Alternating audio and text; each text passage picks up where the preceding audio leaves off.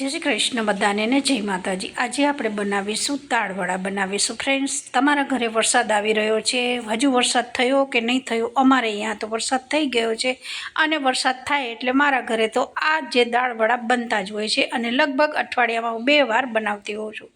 તો જુઓ, આ વરસાદની સિઝન અત્યારે ચાલુ છે અને દાળવડાની સાથે જુઓ આવું સરસ મલાઈવાળું દહીં મળી જાય, લસણની ચટણી મળી જાય તો એકદમ મજા પડી જાય આપણને। તો જુઓ, સરસ સાથે મરચાં તળેલા અને ડુંગળી તો છે જ, પણ સાથે દહીં હોવું જોઈએ અને સરસ લસણની ચટણી હોવી જોઈએ, તો જ દાળવડાનો વરસાદની સિઝનમાં ખાવાની મજા આવતી હોય છે। હવે અહીંયા 1 ચમચીના માપ પ્રમાણે 3 દાળ સરખી લઈ લીધી છે। મોગર દાળ છે, મગની દાળ છે અને ચણાની દાળ છે। 3 દાળને આપણે રાતે પલાળીને મૂકી દેવાની છે। હવે પહેલાં દાળને ધોઈ નાખીશું। ધોઈ અને પછી દાળ ડૂબે એટલું આપણે પાણી ઉમેરવાનું છે। હવે આપણે આનું ઢાંકણું ઢાંકી દઈશું અને ઓવરનાઇટ મતલબ એક આખી રાત અહીંયા દાળને રહેવા દેવાની છે।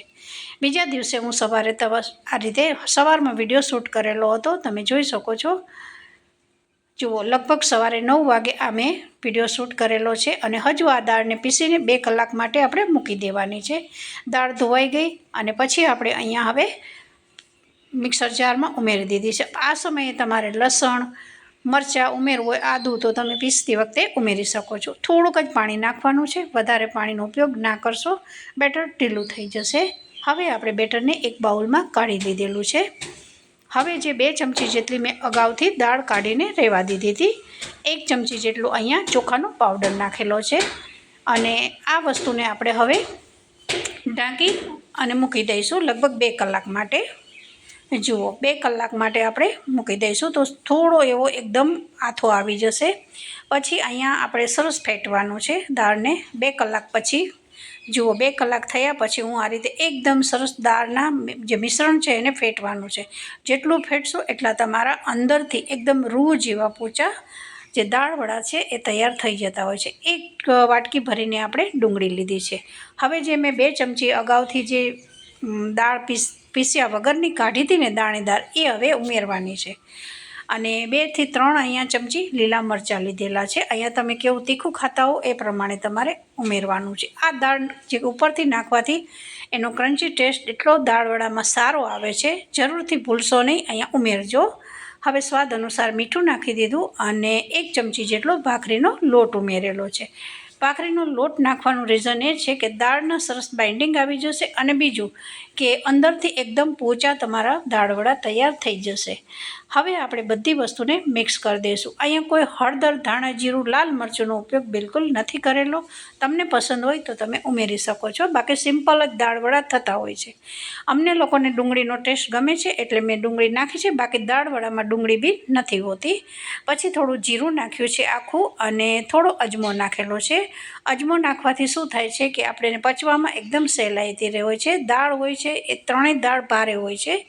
તો હવે આપણે 2 અજમો અને જીરું નાખ્યા પછી લગભગ 1 ચમચી 5 ચમચી જેટલો જ અહીંયા ઈનો સોડા નાખી દીધો છે। એનાથી એકદમ સરસ અંદરથી જાળીદાર અને પોચા આપણા સરસ દાળવડા તૈયાર થઈ જશે। ફ્રેન્ડ્સ, ઝરમર વરસાદ પડતો હોય અને આપણને એમ થાય કે ચલો ગરમા ગરમ આપણે ભજીયાની સુગંધ આજુબાજુમાં બી બનતું હોય તો આપણને આવતી હોય છે, તો શું કામને આપણે આપણા ઘરેનું આ રીતે ઘરની જ સામગ્રીથી બનાવીએ।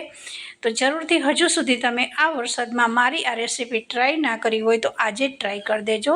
પછી સારું ફેટી દીધું, પછી મેં તેલ મૂકી દીધું હતું સાઈડમાં અને જુઓ થોડુંક અહીંયા મેં ચેક કરવા માટે એક બેટરને ઉમેરી દીધેલું હતું। પછી હાથથી તમારે આ રીતે દાળવડાના જે બેટર છે એને ઉમેરતા જવાનું છે। ગેસની ફ્લેમ બહુ ફાસે નહીં અને બહુ ધીમી નહીં રાખવાની, સાવ ધીમી નહીં રાખવાની, નતર અંદર તેલ ભરાશે।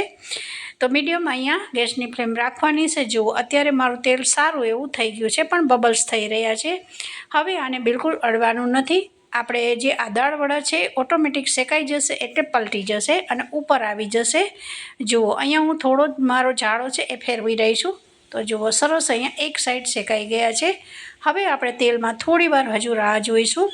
જુઓ, હવે સરસ તેલ બી સારું થઈ ગયું છે અને આ રીતે થોડું ચાળાથી પલટાવતા રહેવાનું છે।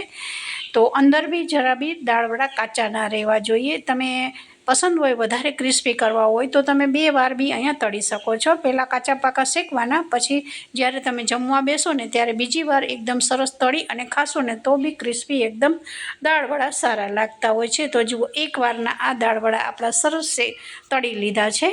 હવે એને જાળામાં તેલથી નિતારી અને આપણે પ્લેટમાં કાઢી લઈશું. વિડીયો સારો લાગે તો લાઈક કરજો. વધારે વિડીયો પસંદ આવી જાય તો વિધિ કિચનને સબસ્ક્રાઈબ કરવાનું ના ભૂલશો. હવે આપણે જે તળાઈ ગયા છે દાળવડા એને આપણે એક પ્લેટમાં કાઢી લઈશું. ત્યાર પછી આપણે જે બીજું બેટર છે એ જ રીતે આપણે દાળવડાને ઉમેરતા ગયા હતા. ફ્રેન્ડ્સ, એકદમ સરસ આ દાળવડા ટેસ્ટમાં બી એટલા સરસ લાગે છે. તમે જરૂરથી એકવાર ટ્રાય કરજો. હજુ સુધી આ ચોમાસામાં તમે ના બનાવ્યું હોય તો મારી રેસીપી જોઈને ફટાફટ અહીંયા તમે દાળવડા બનાવી દેજો. અને દાળ આપણે જે રેગ્યુલર ડબ્બામાં આપણા રસોડામાં તો 3 થી 4 દાળ 5 દાળ આજકાલ તો બધી મળી જ જતી હોય છે. તો અહીંયા કોઈ આપણે ચણાનો લોટ બી નથી જરૂર પડી. ચોખાનો લોટ બી તમે ન નાખશો, ખાલી ફક્ત ભાખરીનો લોટ નાખશો ને તો બી તમારા દાળવડા એકદમ ટેસ્ટી તૈયાર થઈ જશે. તો જુઓ, એક પછી એક આ રીતે જે હું તળતી જતી હતી અને ઉમેરતી જતી હતી.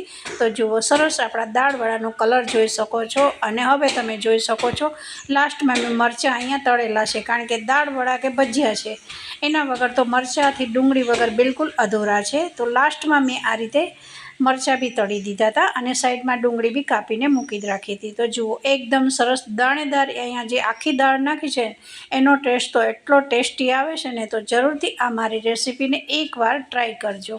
વિડીયો સારો લાગે તો જરૂરથી સબસ્ક્રાઈબ કરી દેજો. નેક્સ્ટ રેસીપી આવી જ કોઈ એકદમ સારામાં સારી ફરી ચોમાસાની સિઝનની બનાવીશું. હવે લસણની ચટણી લીધી છે અને આપણે અહીંયા દહીં લીધું છે. હવે તમે તમારે દહીંમાં લસણની ચટણી એક ઉમેરીને બી ખાઈ શકો છો અથવા તમે દહીંમાં બી ખાઈ શકો છો. તો મેં બે રીતે અહીંયા તમને બતાવી છે. તો બધાને જય શ્રી કૃષ્ણ.